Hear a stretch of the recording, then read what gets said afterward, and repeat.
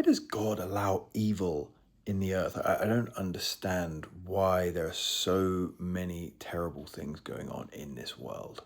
Let me give you a scenario and then we'll see what you think afterwards. Let's say you were watching a video of a conversation between two people and they started off by laughing, happy, all was well. And as the situation continued, they began to get a little bit more serious, then a little bit more serious still, and then eventually started crying. And by the end of it, they were despairing. Half of the video is happy, the second half is incredibly sad and sorrowful. Now imagine you see a different video of two people, and at the beginning of the conversation, they seem incredibly lost and desperate and sad and in pain, and they're crying and they're despairing, they don't know what's going on. But then as they begin to speak with one another, you see that they're being comforted and things are getting better. And by the end, though wiping away their tears from the sorrow that they had before, they're laughing and they're happy and they seem resolute and they seem assured. Which story do you prefer? Which video do you prefer?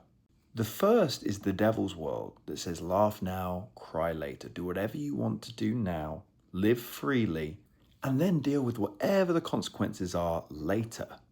The second video, the second story, is actually the story that God is bringing about. There is much pain and breakage in our lives, but it leads to hope. It leads to restoration and reconciliation. Of course, if you stopped watching the video halfway through, you would just see the tears and the sorrow. But that's kind of what it's like for a materialist. They only look at the here and now. They only look at the pain. And they have no kind of basis by which to have any hope for the future. And in the same breath, they must deny God with their worldview.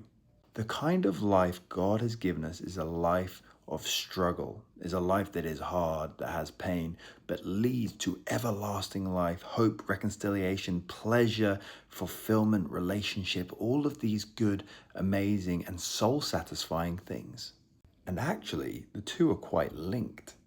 I'll give you an example. If you go on a diet, you're basically restricting your freedom so that after a while or in a continued way, you'll be able to have freedom in what you do. You're free to do good things because you've restricted some of your actions in certain areas.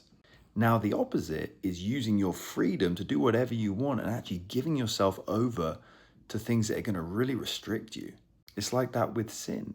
If I use my freedom to do whatever I want now, I will be in bondage to sin. I will not be able to escape all the consequences of sin. Or I can give my life to God now and He will give me eternal life.